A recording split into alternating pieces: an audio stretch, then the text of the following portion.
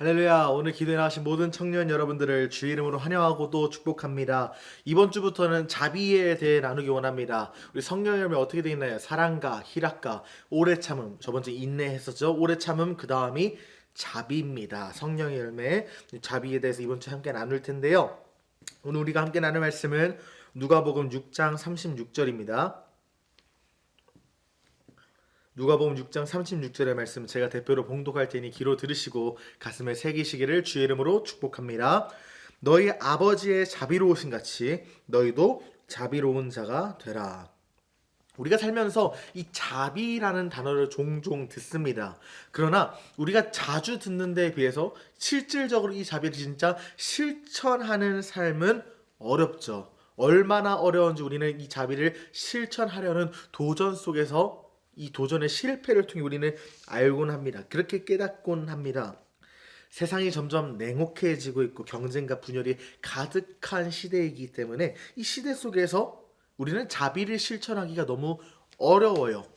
그렇기 때문에 이 시대 속에 하나님의 자비는 이 시대를 비추고 우리 개개인의 삶을 비추는 등불의 역할이 되어줍니다. 특별히 오늘은 하나님의 자비와 그리스도 안에서 이 자비로운 삶을 어떻게 살 수 있는가에 대해서 함께 나누기 원합니다.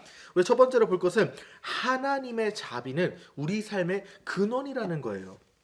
하나님은 우리를 조건 없이 사랑하시며 자비를 베푸시는 분인데, 특별히 에베소서에서는 우리에게 뭐라고 말을 하느냐, 긍휼이 풍성하신 하나님이 우리를 사랑하신 그 큰 사랑으로 인하여 허물로 죽은 우리를 그리스도와 함께 살리셨다고 나와요. 너희는 은혜로 구원을 받았다. 우리의 삶의 근원, 우리가 세상을 살아가는 데 있어서 예수를 믿지 않고 살아가는 게 사는 겁니까? 육신은 살아있을지 몰라도 그 생명은 언젠간 지옥에 도달하게 되는 거짓 생명이죠. 죽은 생명입니다. 죽은 자입니다. 사형선고와 마찬가지인 인생이에요. 그런 삶에 영원한 생명을 주시고 영원한 삶을 주시고 우리를 영원히 소생케 하시는 하나님의 구원이 어떻게 임했다고요?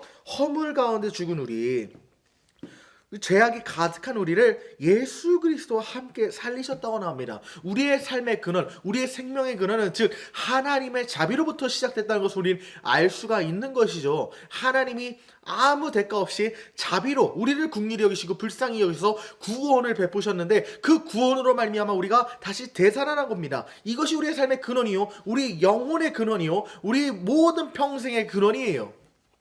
하나님의 자비가 우리 삶의 신앙의 출발점이자 우리 삶의 전부가 된다는 사실을 잊지 말아야 한다는 것이죠. 그런데 특별히 이 하나님의 사랑이 어디서 나타났습니까? 이 근원적인 하나님의 자비, 우리 삶의 근원인 하나님의 자비가 궁극적으로 그리고 가장 극대화하여 나타나는 장소가 어디입니까? 십자가죠. 우리가 하나님의 자비가 우리의 삶의 근원이 됨을 살폈는데, 그 자비가 어떻게 펼쳐졌는가? 두 번째입니다.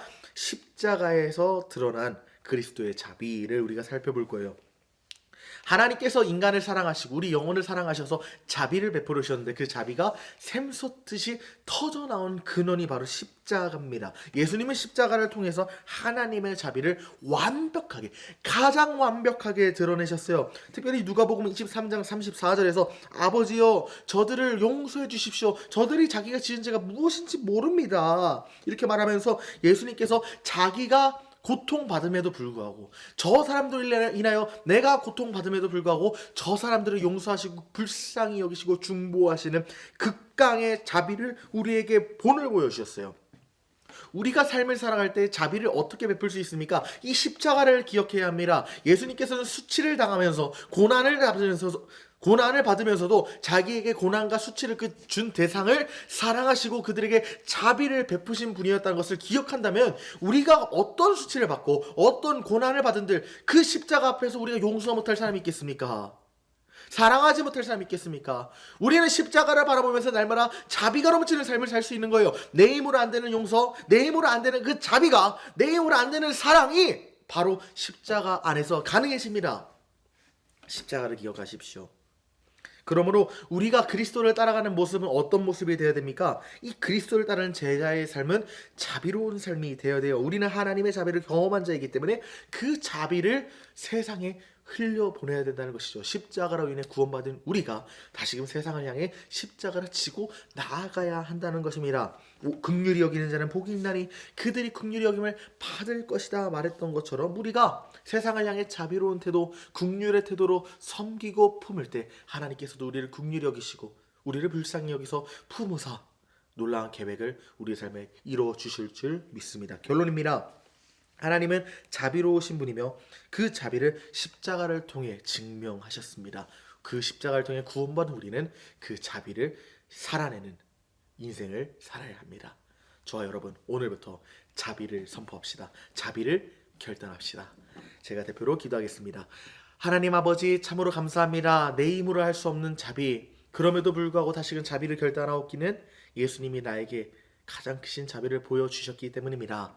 하나님, 주님의 십자가 앞에서 자비하지 않을 이유가 없습니다. 주님의 십자가를 바라보면서 자비하지 못할 수가 없습니다.